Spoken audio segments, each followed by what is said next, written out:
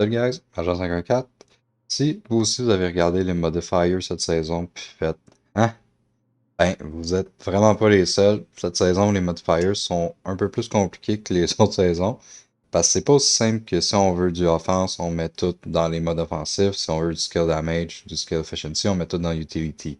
Fait que, on va démêler tout ça ensemble. On va essayer de voir une coupe de combos là, de modifiers qui pourraient être intéressants à jouer. Fait que, je vous lance l'intro, puis on check ça ensemble.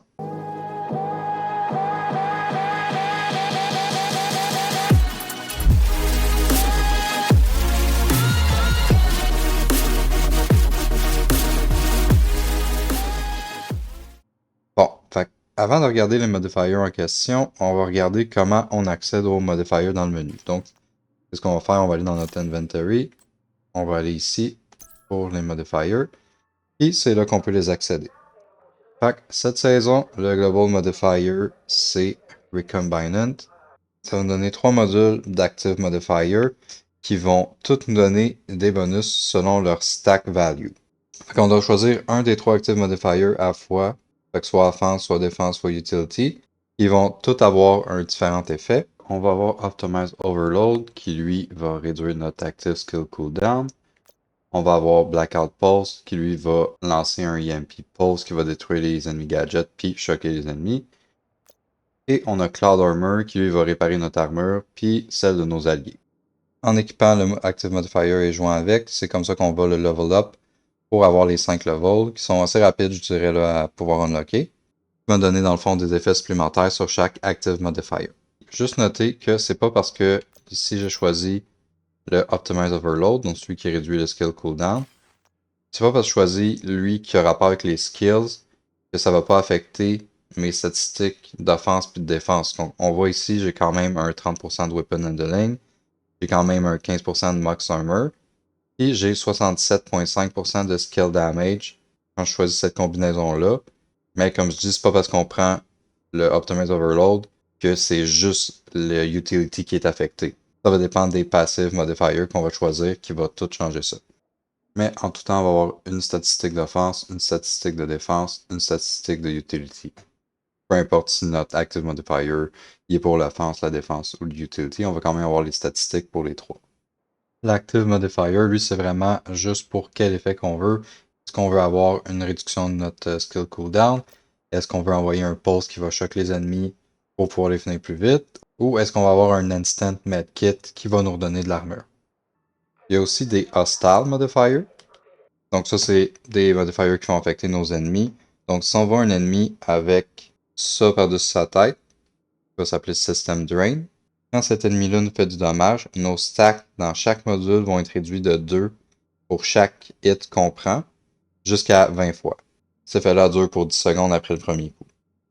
Le deuxième, quand on va ça au-dessus d'un ennemi, ça va être Inversion Field. Lui, comment ça marche, c'est que l'ennemi a un rond rouge autour de lui de 7,5 mètres. Et si on rentre dans ce rond-là, n'importe quel bonus que notre module avec le plus de stack nous donne va être reversed. Puis, quand on tue cet ennemi-là, ça va nous donner immunité à Inversion Field pendant 10 secondes. Et le troisième, c'est Obstructor Virus. Si on tue un ennemi qui a ce modifier-là, avec autre chose qu'un headshot, ça va disable un de nos passive modifiers de façon random. Mais si on tue 3 ennemis ou qu'on tombe hors combat, ça va retirer cet effet-là. Fait que ça, c'est les modifiers que les ennemis vont avoir quand on active ça. Pour unlocker les modifiers, on va les unlocker en complétant les Journey Mission. Donc, si on va dans notre menu ici on va Rise Up, et on va sur Journey ici, on voit les Journey Mission. Quand on complète la troisième Journey Mission, ils vont nous donner le Blackout Pulse, le Cloud Armor, le Optimize Overload, donc tous nos Active Modifiers. Ils vont aussi donner une coupe de Passive Modifiers. Donc, on va avoir Amplify Offense, Consume Defense, Consume Utility. On va pouvoir acheter les autres modifiers ici au Recombinant Vendor. Donc, on voit, ils vont tous coûter 300 BTSU points. Sauf les wildcards en bas qui, eux, vont en coûter 1000. Donc, comment qu'on fait pour avoir ces points-là? C'est simple. Donc, dans le fond, quand on complète les journeys, on va ici dans notre Reward Track, qu'on va avoir 150 BTS firmware, 150, 150, 150, 150. Et le dernier en vaut 320 si on complète tous les tableaux en Legendary, puis les raids. Il y a aussi les Scout Activity dans la Manhunt qui vont nous en donner. Comme ici, on voit le reward pour compléter ça, ça va être 350 BTSU firmware. Ça va être l'autre manière d'aller chercher nos BTSU firmware points pour unlocker les modifiers qu'on veut. Contrairement aux autres saisons, on va pas unlock les modifiers en levelant up les Journey Missions puis recevoir les modifiers en récompense. Les autres modifiers vont devoir être achetés à la base d'opération. Bon, on va rentrer dans le vif du sujet, les passive modifiers. Faites pas la même erreur que moi.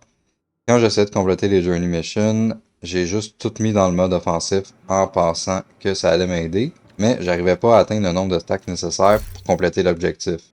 J'ai été relire mes modifiers par après, puis c'est là que j'ai vu que j'avais Amplify Offense, Consume Offense, puis Split Offense pour les modes offensifs. Donc moi j'ai seulement équipé les trois en pensant que ça allait me donner le plus possible.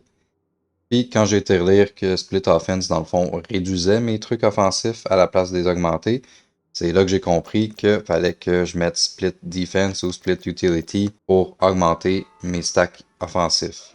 Après avoir compris ça, j'ai pu avoir le bon nombre de stacks offensifs pour compléter la Journey Mission, faire les kills que j'avais besoin de faire avec ça, et compléter mon Journey Stage. C'est pas parce que on veut le modifier offensif qu'on peut pas choisir de mettre des passifs défensifs ou d'utility pour avoir un build plus hybrid aussi. Puis l'ordre dans lequel on équipe nos modifiers va être vraiment aussi important. Puis on va faire un exemple pour montrer ça. Donc, ici sur mes modifiers, qu'est-ce que j'ai d'équipé? J'ai Split Utility, qui va baisser mes utility stacks de 15, augmenter mon offense puis ma défense de 10. Le deuxième, c'est Compress Utility, qui va enlever 10 stacks de utility, mais toutes mes utility stacks vont être 50% plus potent. Puis, on a le Passive Modifier Nullify, qui va renverser tous les changements de valeur qui ont été appliqués au plus petit module, qui va être mon utility, parce qu'en ce moment, il est à moins 25. Donc, c'est lui qui va en avoir le moins. Puis, je vais vous le montrer si on ouvre Nullify. Donc, en ce moment, mes utilities sont à 0 parce que j'ai enlevé 15 avec Split Utility, puis j'ai enlevé 10 avec Compress Utility. Mais si j'applique Nullify à la fin de tout ça, qui va renverser les changements, donc au lieu d'être des soustractions, ça va être des additions, ben là on arrive que j'ai 45 Utility Stacks, ce qui va monter mon Skill Damage à 67,5%. Va être le plus gros, si je me trompe pas, skill damage qu'on peut aller chercher avec ces combos-là. Donc ici, on commence avec Split Utility, on a Compress Utility, puis on finit avec Nullify. Mais si au contraire, j'inversais Nullify puis Split Utility, donc je vais commencer avec mon Nullify, et je vais finir avec mon Split Utility en pensant que j'ai juste à équiper ces trois affaires-là n'importe comment, puis je vais avoir un boost de skill de 67% de dommages. Ben, on voit que non. Là, en ce moment, j'ai 0 skill damage. Parce que comment que le jeu marche, ça commence avec Nullify. Donc, ça va commencer par renverser tous les changements qui ont été faits. Mais aucun changement n'a été fait jusqu'à maintenant. Puis après ça, je vais au T10. Puis après ça, je vais au T15. Fait que je vais finir avec 0 d'utility. Donc, c'est pour ça qu'ils disent que c'est vraiment important l'ordre dans lequel on équipe les passive modifiers. Ici, on peut voir que si je le fais dans le bon ordre, je vais avoir 67,5 de skill damage. Fait que pour savoir quel modifier vous devriez acheter en premier, ça va vraiment dépendre de votre playstyle et des builds que vous voulez jouer. Mais une chose qui est importante à savoir, c'est qu'on peut changer l'attribute que tu veux affecter. Donc par défaut, dans le module stacks, pour notre stack offensif, ça va être le weapon handling qui est affecté. Mais si on va acheter Convert 1, ça va changer le weapon handling pour du headshot damage. Donc si vous voulez faire un build headshot, c'est quelque chose qui va être très bon. On peut changer ça pour du headshot. Puis ça peut également être changé pour du magazine size. Donc on va avoir la même chose en défensif. Ici, on peut le changer pour du Protection from Elite à la place de Max Armor ou du Hazard Protection. Et pour les utilities, on peut changer ça pour du Skill Repair ou du Status Effect. Donc les modifiers que vous allez équiper vont vraiment dépendre de ce que vous jouez comme build. Si vous voulez du offense, si vous voulez un hybrid, si vous voulez du skill damage, si vous voulez un status effect build, ça va vraiment dépendre de ce que vous jouez. Donc là, ça a l'air d'être beaucoup de calculs, beaucoup de différents combos là, qui peuvent exister, puis oui, c'est exactement ça. Mais il y a un YouTuber qui s'appelle Tuxedo Bandido. Je sais pas si vous le suivez, mais si vous le suivez pas, je vous le conseille. Je vais mettre le lien pour son channel et la vidéo qu'il a faite concernant les modifiers dans la description. Il a fait une vidéo super complète sur les modifiers, puis les combos qui nous donnent le plus dans chaque attribut. Donc, on va regarder cette feuille-là. Ici, il nous montre vraiment les meilleurs combos pour chaque chose qu'on veut faire. Donc, si mon but, moi, c'était d'avoir le plus de skill damage, on va aller voir ici, skill damage P, puis il va me dire exactement les trois qui devraient être joués, puis dans quel slot ils devraient être joués aussi. Si on voit, là, on peut avoir jusqu'à 67.50 de skill damage, et ça va nous montrer quel passif utiliser. Donc, split utility, compress utility, nullify. Donc, ça va être une super bonne façon de pouvoir rapidement le regarder comme, OK, ce build-là, j'aimerais savoir max headshot damage, quel modifier je dois utiliser. On va checker ici, puis ça va pouvoir vous dire lesquels acheter en premier, dépendamment de qu'est-ce que vous voulez jouer. Donc, un gros merci à Tox de s'être cassé la tête un peu puis d'avoir fait cette feuille-là. Ça va aider beaucoup de monde. Fait que comme j'ai dit, je vais mettre sa vidéo là, dans la description. Puis, dans sa vidéo, dans le fond, il te donne un lien là, pour le Google Sheet. Fait que tu peux la garder pas loin quand tu as besoin de changer les modifiers si tu changes de build. Voir rapidement, ça va être quoi le meilleur combo pour qu'est-ce que tu veux faire. Pour ce qui est des wildcards, les modifiers qui coûtent 1000, les deux que je vois vraiment utiliser, c'est Cascade puis Nullify. Les deux autres, je les ai pas vraiment vus utiliser sur aucun build jusqu'à maintenant. Puis ils ont pas l'air d'être tant intéressants, à moins que je comprenne juste pas comment ils marchent. Mais je vous dirais que les deux à avoir, ça va être le Cascade puis le Nullify. Nullify va être utilisé pour aller chercher vraiment un gros chiffre de quelque chose en particulier, comme le skill damage ou le headshot damage. Donc là, on va voir quelques exemples de combos qui peuvent être intéressants pour les modifiers selon certains builds. Donc, si par exemple on joue un build striker qui a déjà du weapon handling, qui a déjà un bon damage de base, qu'est-ce qu'on peut faire? C'est équiper le Active Modifier Optimize Overload. On va équiper Saturate Utility, Split Defense et Consume Utility. Et là, si on regarde ça, on voit qu'on a 25% de weapon handling, mais qu'on a absolument rien dans Defense, vu qu'on a 0 stack, et Utility, vu qu'on a utilisé le Saturate Utility, qui lui va faire que nos stacks seront plus affectés par Skill Damage que Repair ou Status Effect.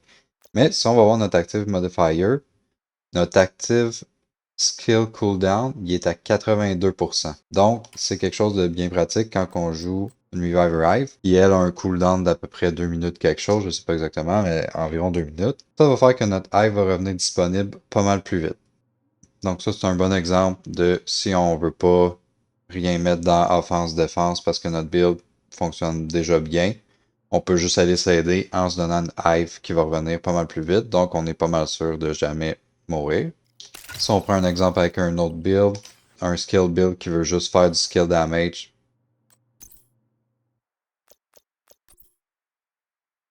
combo intéressant, ça va être de booster notre skill damage le plus possible. Donc, on va utiliser le Split Utility, Compress Utility, puis Nullify pour reverse les changements. Ce qui va nous donner 67.5 skill damage, 15 de max armor, puis 30% de weapon handling de bonus sur notre build. Donc, ça c'est très bon. Si on retourne avec Striker, mais qu'on veut avoir max weapon handling à la place, on peut faire la même chose que pour Utility, mais on va remplacer dans le fond Split Utility par Split Offense, puis Compress Utility par Compress Offense. Donc, on va essayer de faire ça.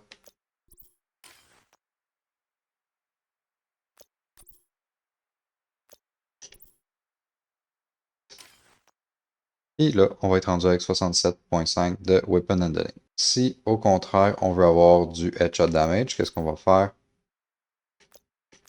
On va venir utiliser Convert One Offense, Compress Offense, puis Nullify.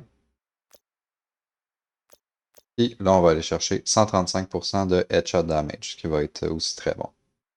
Puis ça nous laisse quand même un 10% de Max Armor, puis 20% de Skill Damage. Fait que j'espère que ça va t'avoir donné une bonne ressource pour comprendre un petit peu mieux les modifiers, comment ils marchent, à quoi ils servent. Et avec la Google Sheet de Tox, ça va être vraiment simple de regarder rapidement comment avoir le plus de dommages ou le plus de Armor Regen, dépendamment de ce que tu veux, puis équiper ça sur tes builds. Fait que c'était Agent 514, merci d'avoir regardé la vidéo. N'hésite pas à liker, commenter pour plus de contenu de Division 2 en québécois. Puis je vous reviens avec une autre vidéo bientôt. Merci, ciao.